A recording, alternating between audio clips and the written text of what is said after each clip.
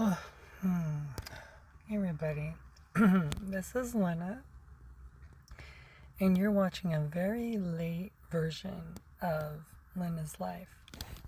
And the reason that you're watching a late version of Lynna's life is because I am up late. And I have been up late for the last 3 days. After I finish my Grubhub stuff, I end up working for this company called GoPuff, and I wasn't on their schedule initially, but a few openings opened up this week, and I was like, you know what? I'm here, might as well. So I took a shift that's from 9 p.m. to 3 a.m. So I'm literally sitting in my car right now in the middle of the night in front of a warehouse building that at any moment could call on me to pick up an order, and then I would be delivering it to whoever within 30 minutes of the time that they order the item. So that's kind of what I've been doing. And then I take like a 30-minute, 40-minute drive out to Coeur d'Alene, Idaho, where I'm staying at this Airbnb, really nice one. It's like it looks like a tiny house. It has a little loft area, 2 twin beds, and a ladder you climb up to get to your bed. A little shower, a kitchen sink, and a refrigerator, microwave, and stove, and a little desk or a little nook eating area with bar stools and a couch with like a sofa sleeper that I'm not going to be staying at after tonight. So I'm still in Seattle though, from tonight through Sunday night, where I end up, I think after my shift, I think I'm just going to drive home. Yeah. And then I have plans. I always have plans, right? Always doing stuff. I have a really special trip that I'm going to be making to. I'm going to be going to Portland. Yeah. I get to go to Portland. I'm so excited. My friend Justice and I and her girlfriend are going to hang out. So I'm going to do some door dashing and Uber eating. I can't really do Grubhub there, but or any of that GoPuff. But yeah, it's going to be great. I'm so looking forward to it. And we're just going to catch up, have good times, make some videos, do some parodies. I don't know. We're going to have some fun though. I'm sure of it. And just have a good time and hug, because, well, what went on back in 2019 when I got back together with my ex was really unfortunate. My friend really got hurt because couldn't understand why I was getting back together with so and so, and she let me know via her disgust, I guess, maybe. I don't know, but via her lack of being approving of everything. Yeah, and then the relationship kind of went south after that point, and we were no longer friends, unfortunately, and kind of things were exchanged, and then we had a little, you know, a disagreements and stuff. And the whole time I lived in Portland, I didn't have my friend Justice. I mean, we would like look at each other sometimes, like through the corner of our eyes, and then, it's like, it was such a bummer because I had moved. Part of the reason why I moved to that RV um, park over in Portland was because of Justice. And um, yeah, and then it was so sad because we ended up not being friends during that time. So, but I am happy to say that things aren't always going to be broken.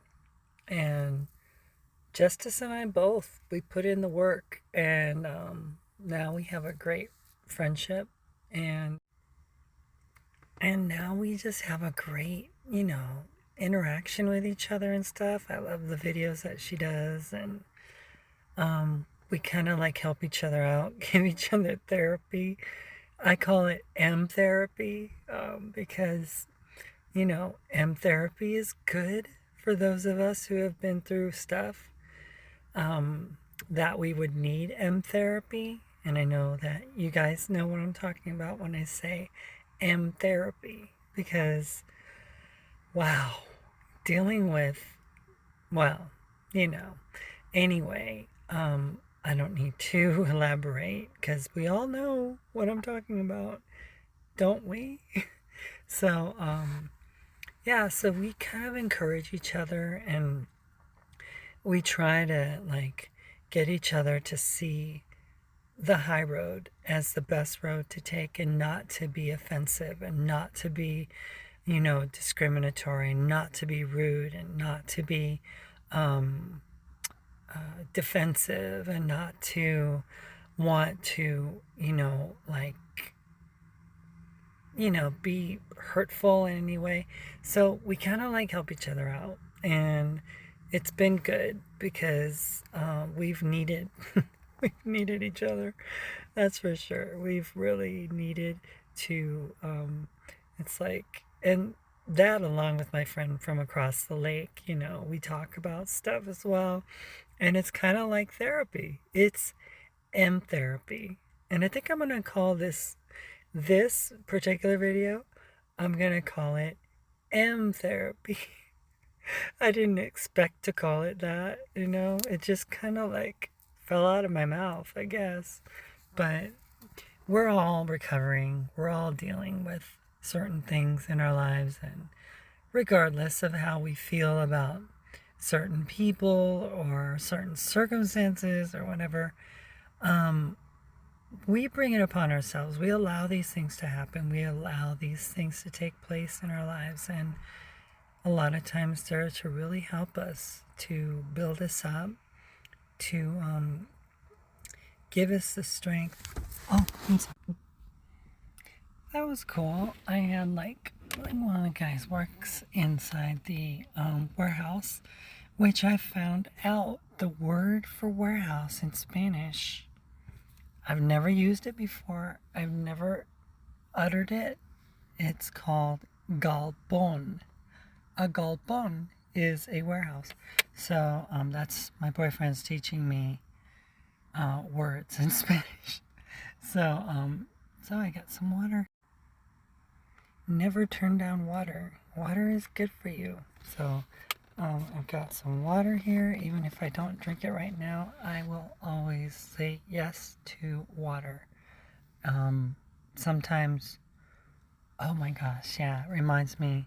The other day, I was picking up Chinese food at Minghua restaurant in downtown Spokane. And those of you who know where Minghua is, there was this homeless guy sitting, just kind of huddled up on the dry grass over there, and I just stopped and looked over and said, "Hey, would you like an apple and a water?"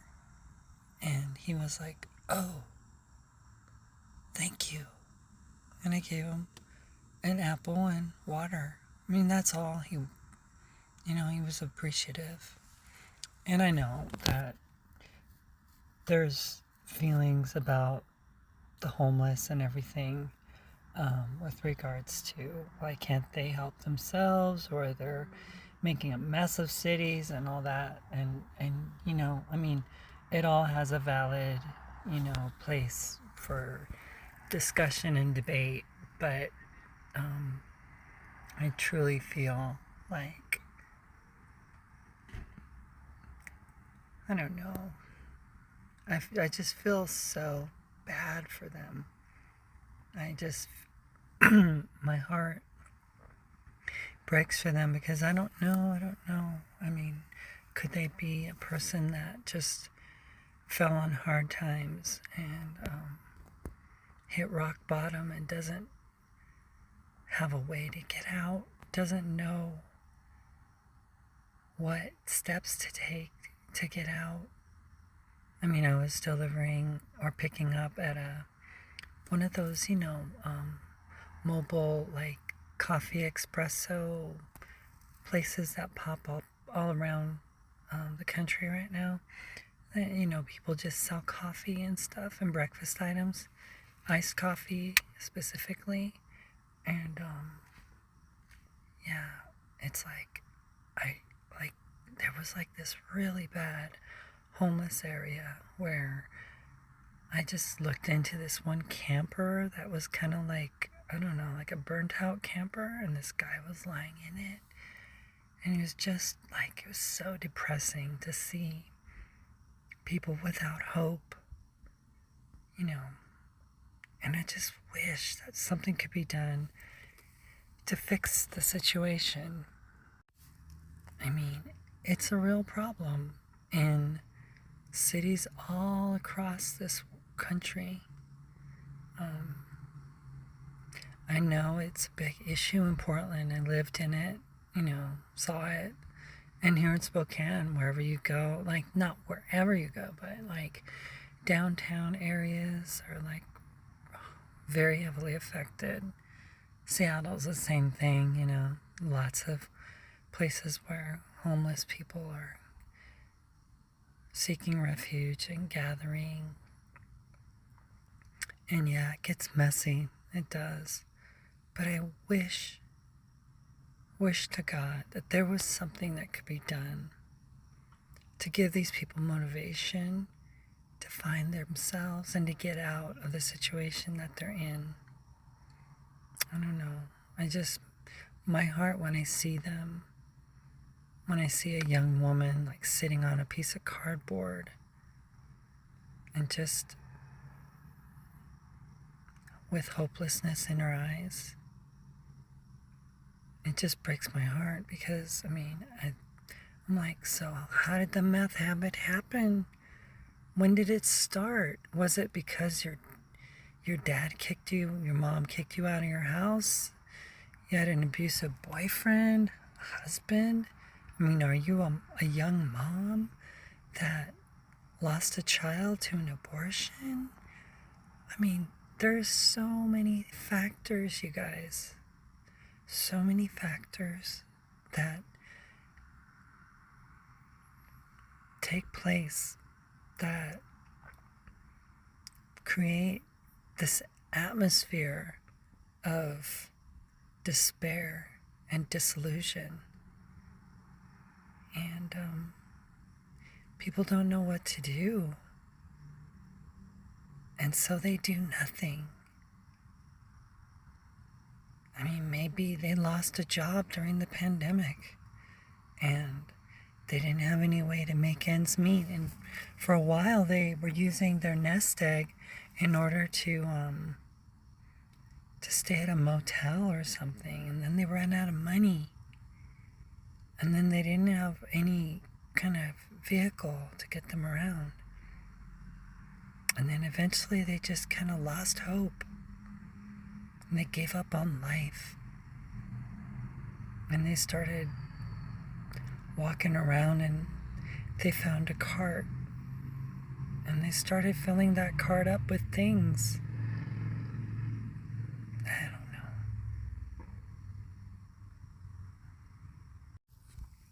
So my heart goes out to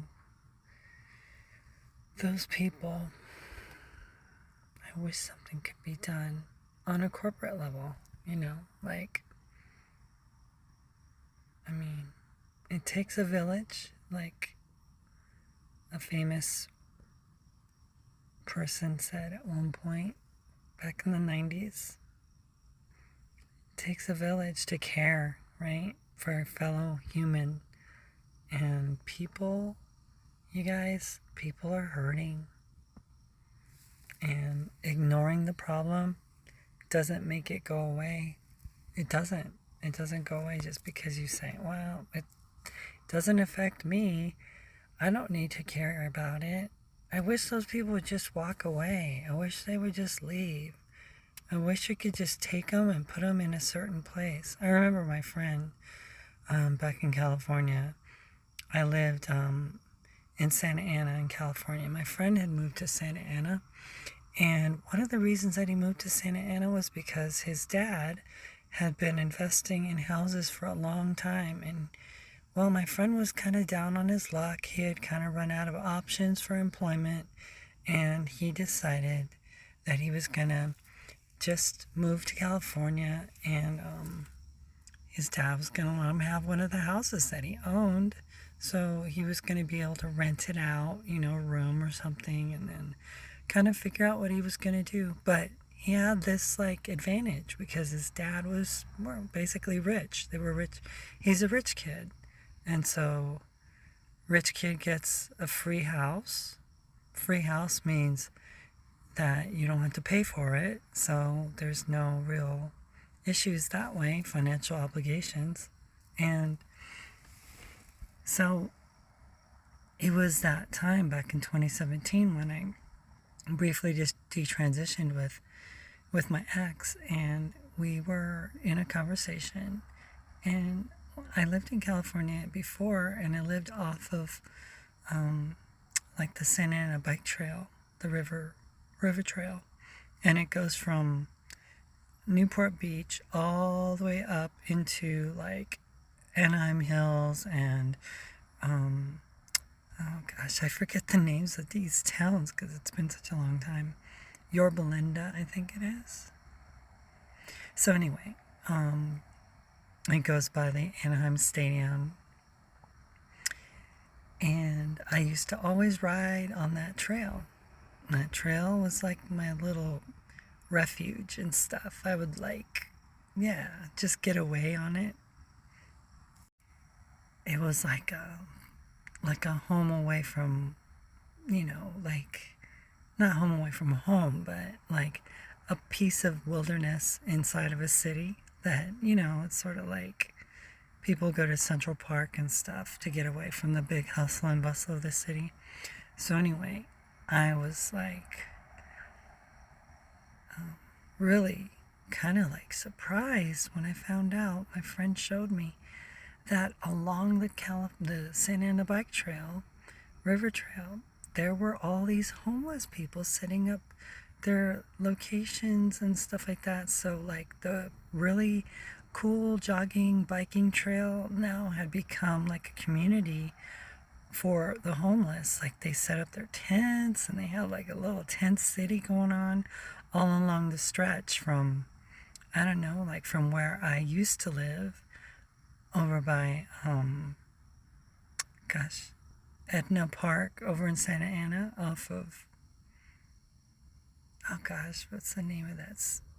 Edna Drive and Fairview, and over by the Garden Grove Freeway, the 22. I can't believe I remember all these things. So anyway,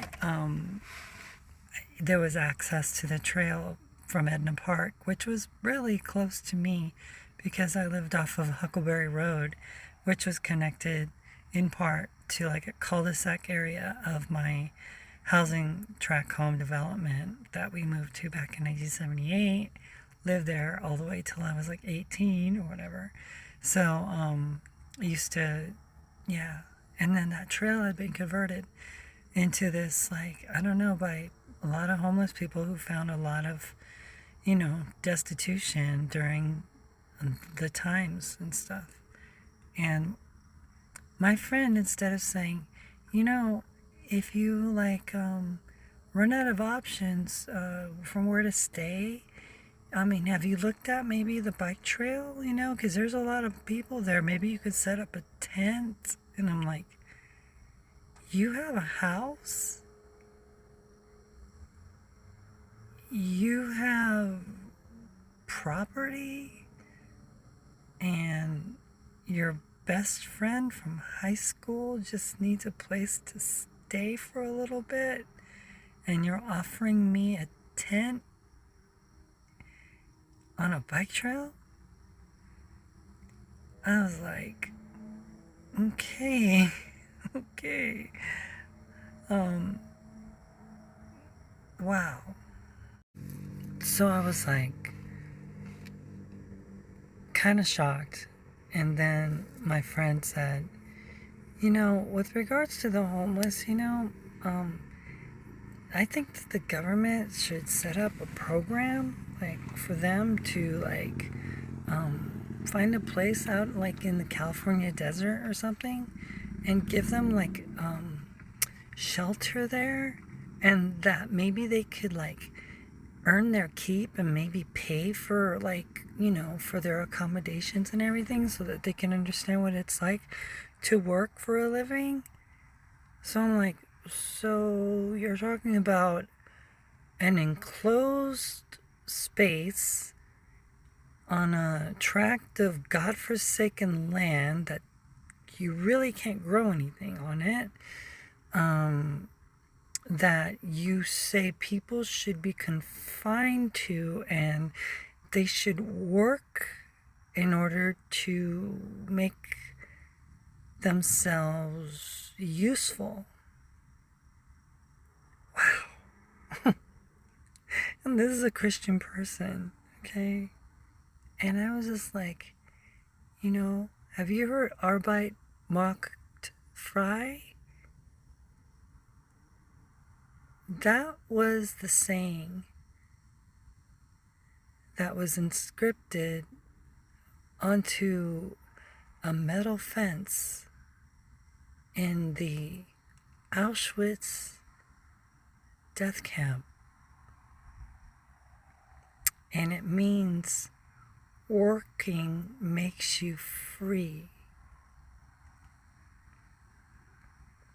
I couldn't believe what I was hearing. A Christian person with a beautiful home and a cush life, given a house and property worth $1 million or so, and he's saying that those people should be rounded up and put into some kind of reservation. Wow. That's why my heart breaks for the homeless, because, I just think it's really sad what's going on.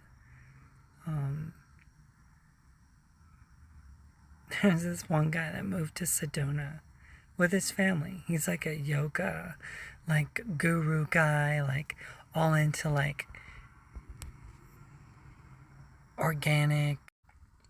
He's all into positive thinking and being one with the earth and holistic and everything. He's all into that stuff. And he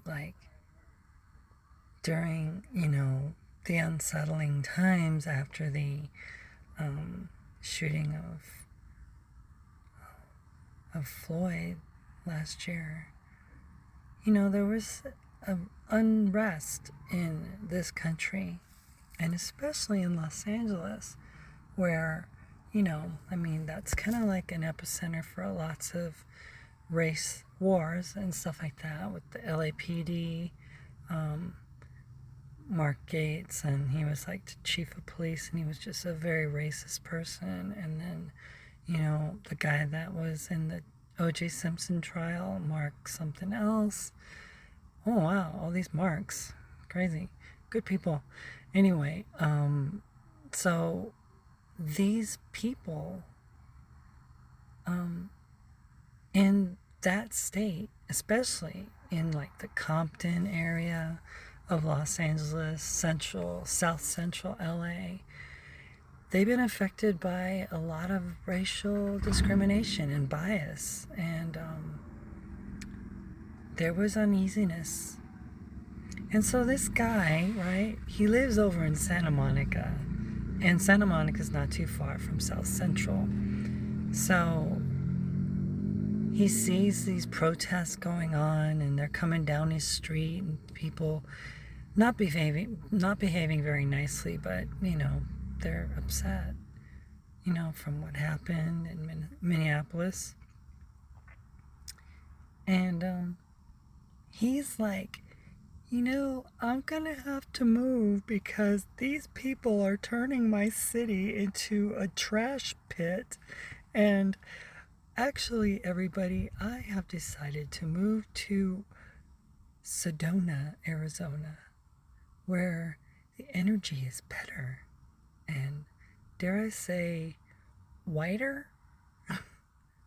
It's really sad because these people are on like YouTube and they're talking about how holistic they are and how much they care for people and the environment.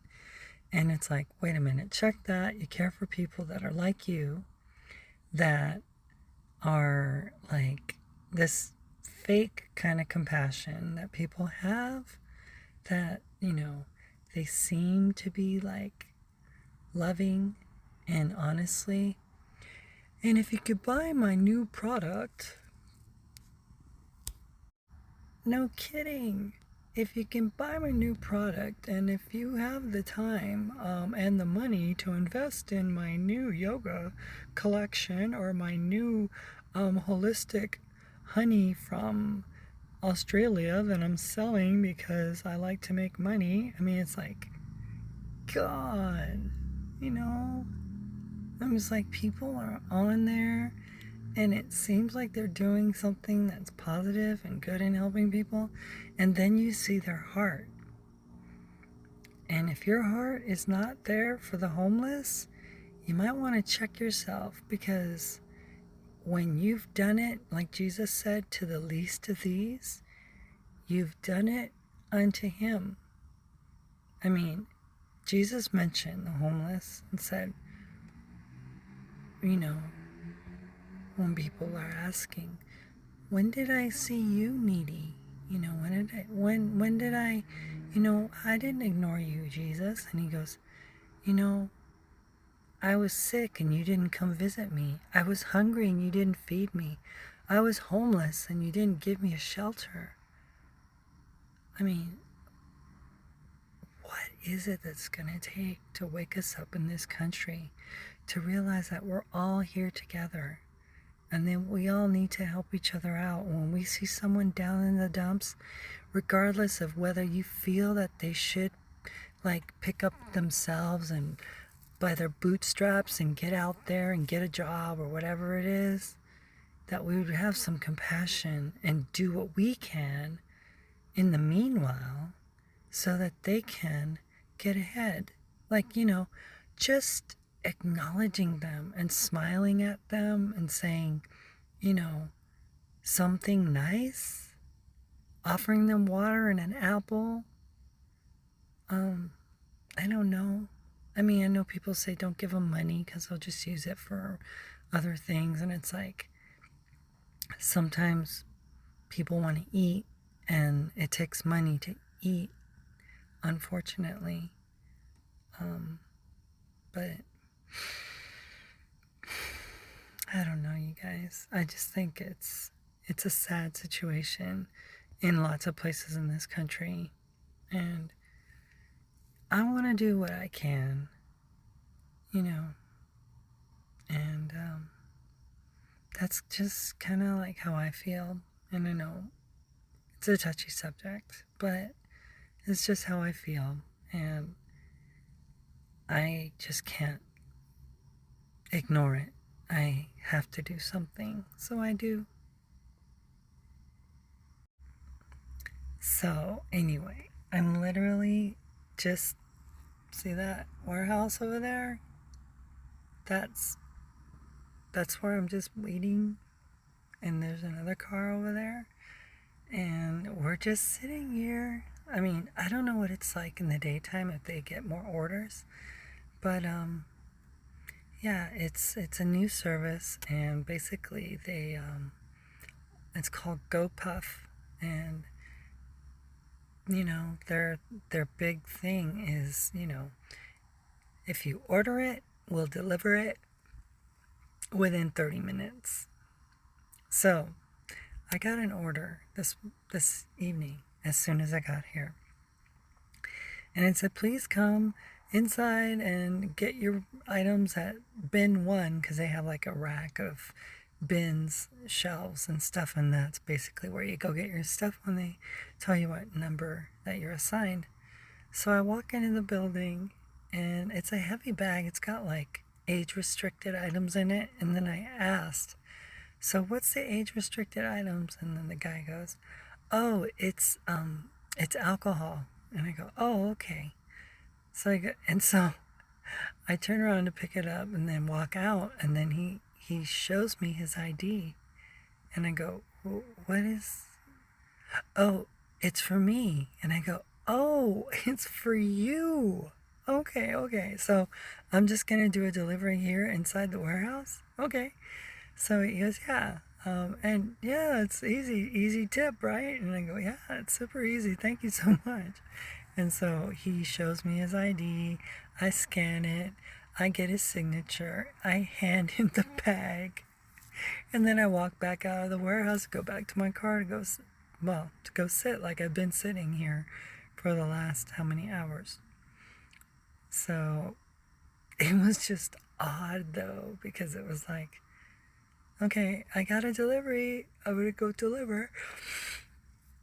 And I didn't know I was going to deliver to the same location. It's too funny. So, he's the same guy that came out and offered me water and stuff. But I just,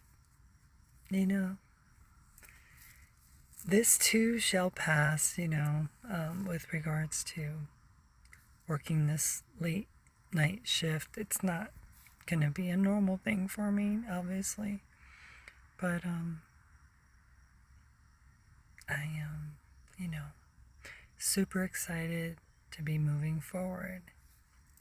And I needed to get some extra income going, because happily, I am happy to report that other than the filing fee that is going to be required for the legal filing of the divorce, dissolution of marriage, they call it. Other than that filing fee, I am good to go, and things are going to now move forward, and things are doing well. Initially, I had used this service. It was called onlinedivorce.com, and I just ran into issues, right? Like at first I signed up for the no frills package, which just meant that they were going to prepare the documents for me, and that I was going to have to do all the filing and all the mumbo jumbo and all that. And then I signed up for the service that gives me the ability to have it all be automated and taken care of. And so I charged, my ex half of the cost of that service and everything. And then I got contacted by some people that were watching me on YouTube and stuff like that, and they're like paralegal person and stuff, lawyer, and they advised me that there's a certain situation, and with regards to my divorce and everything, that probably is going to run into paperwork and stuff like that, because my ex changed names and, all the things with the gender and everything. So a regular, like, service won't, like, catch all that. So I got refunded for that, and then I got charged for the other, and it was more.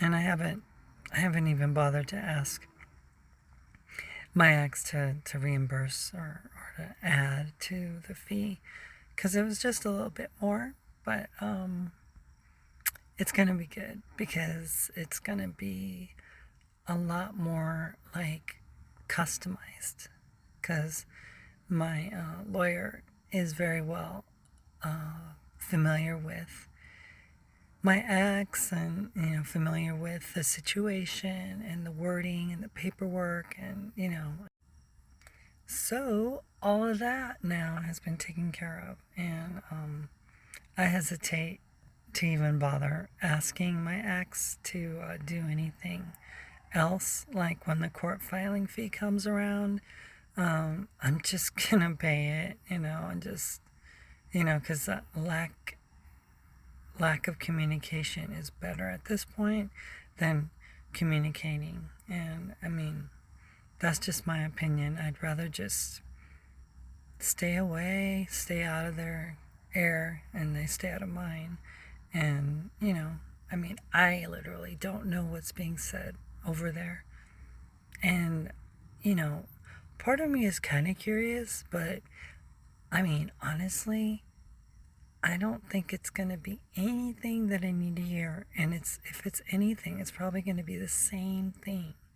And it's just going to serve to, like, delegitimize me as a person, and to tell me that I'm playing a game, and, that I need to come back to reality, and, all this stuff, And I honestly don't need it. I just don't need it. I mean, I have a loving boyfriend who dotes on me. I interact with people in life every single day, Like the other day, yesterday, I was, like, just walking into IHOP, and I had on a cute little dress, that little strappy dress that had, like, kind of like the like, here it had the like a lace up type situation, right? And it's just a really cute form-fitting dress. And the lady working was like, "I'll be right with you, ma'am. Oh my goodness, that's a beautiful dress that you have on." I was like, "Thank you." So it's like, it's so beautiful to be able to just be out with society, live, and just be seen for who you are. It's not like who you want to be, it's who you are. It's your reality. It's your reality, and if it's your reality, there's nothing that can be done to change it. Nobody's going to change that reality for you. And like the other day as well, I was, like, making a delivery, and it was, what was it? It was like Mexican food. What was it? It was Mexican food at Cochinito.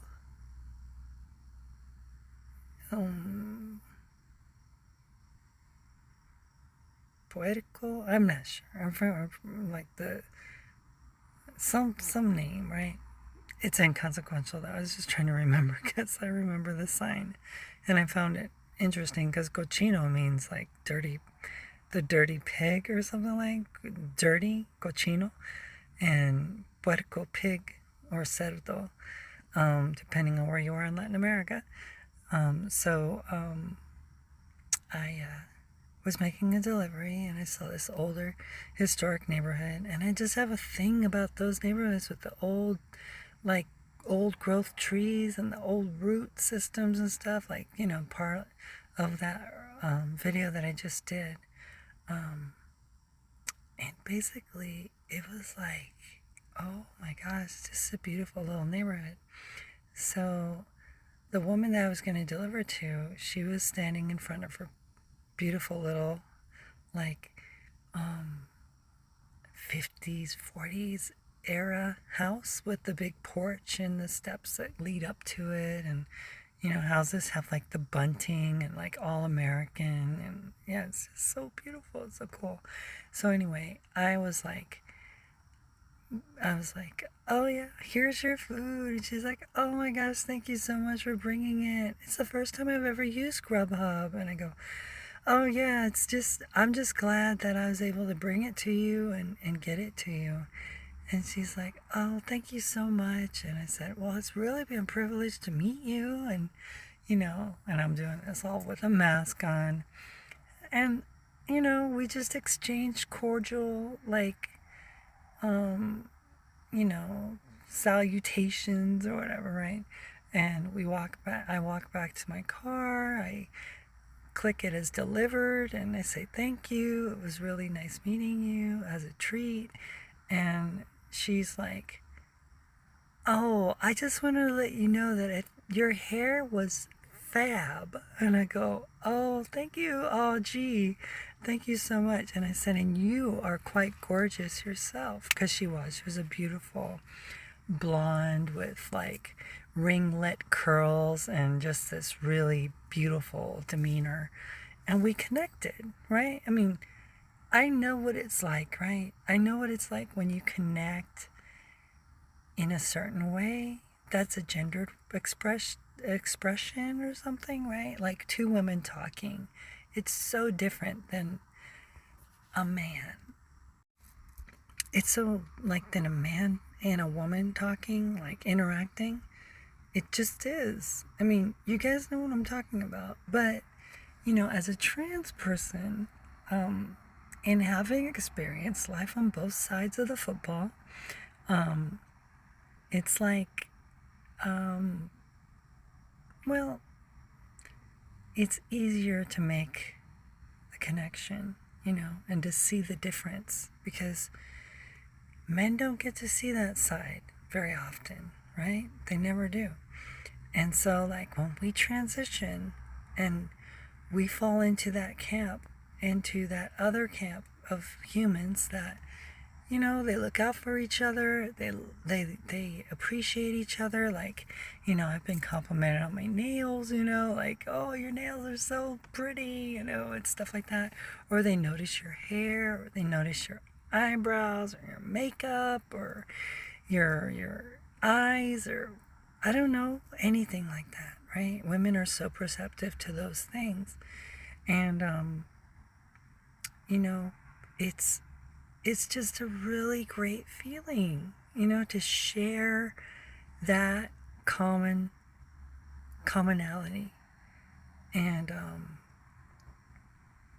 I love it.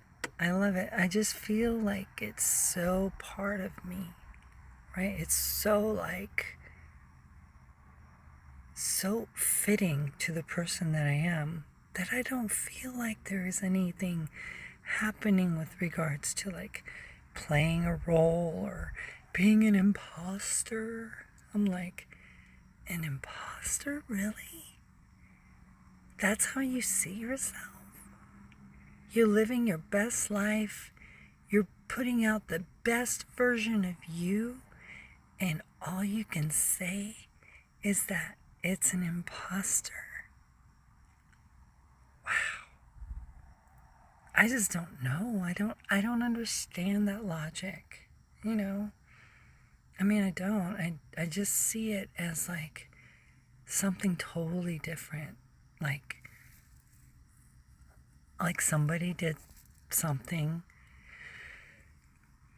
to transition, to get out of something, or because they were angry about something, or they thought that life would be better as something, or more freedom as something. I don't know. I really don't. All I know is that those interactions with women just out and about in life just makes my life. it makes my life feel more complete because, I mean, I know that they see me, and it's just a beautiful thing to be seen. I know there's people that say, oh, trans women just want to be validated, because, that they want everyone to see what they see, but people don't see what you see. Don't you understand? You can't force yourself on people. And like, no one forced that kind woman to be nice to me and to see me as me.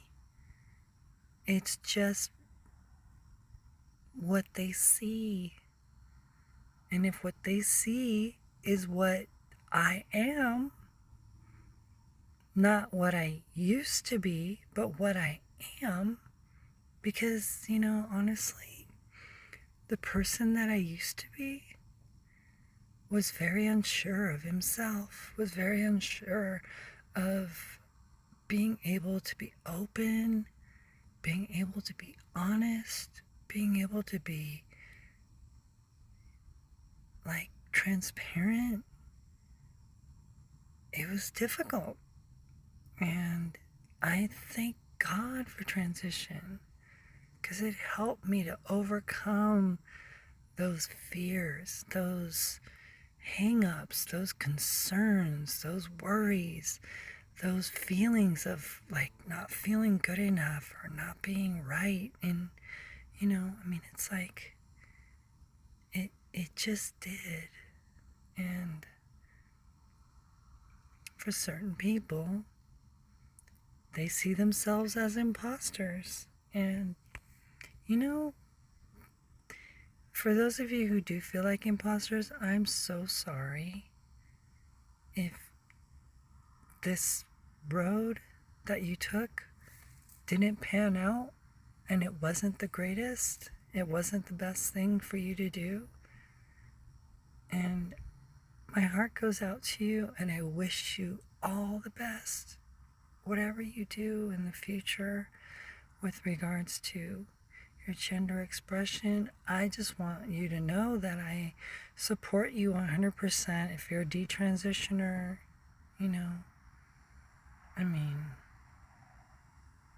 It's everybody's own road to hoe, and nobody knows who the other person is, and nobody knows the depth of their heart. Nobody knows.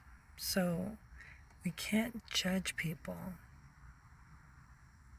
Whether you're trans, whether you're detrans, whether you're cis, whether you're, not cis, whatever, non-binary. The common thread that we need to understand is that we should never judge people. That we should love people. That we should compassionately accept people and see people for the humans that they are. For the goodness in their heart. Not the things that they struggle with. Not the bad things that you notice. But if you find a thread of good, choose to use that as the motivating factor. If someone's rough around the edges, but they have kind eyes, compliment them on their kind eyes, If someone has things that they have hang-ups about, and, you don't agree with them and stuff, don't argue with them about things that you don't agree with. Compliment, encourage, do the things that would help build people up, not tear people down. And that's super important. Well, I've rambled on at this late hour for so long now. I guess I'm going to go and I'm going to see what the time is so that I can get my car going and get back to Coeur d'Alene and get some sleep and I gotta like pack my things up. I gotta like pack the car up. Oh my gosh. So I have to find another room tonight and tomorrow. So I've got my work cut out for me, but I love you guys. Thank you guys for watching Lynna's life. I know sometimes I get so tiresome, I guess. I don't know. Talk too much. Talk too much, Lynna. Oh well. Making up for all the times that I didn't talk before. So, I'll see you guys on the next Lynna's Life. I'm sure it'll be in the daytime. See you guys. Bye.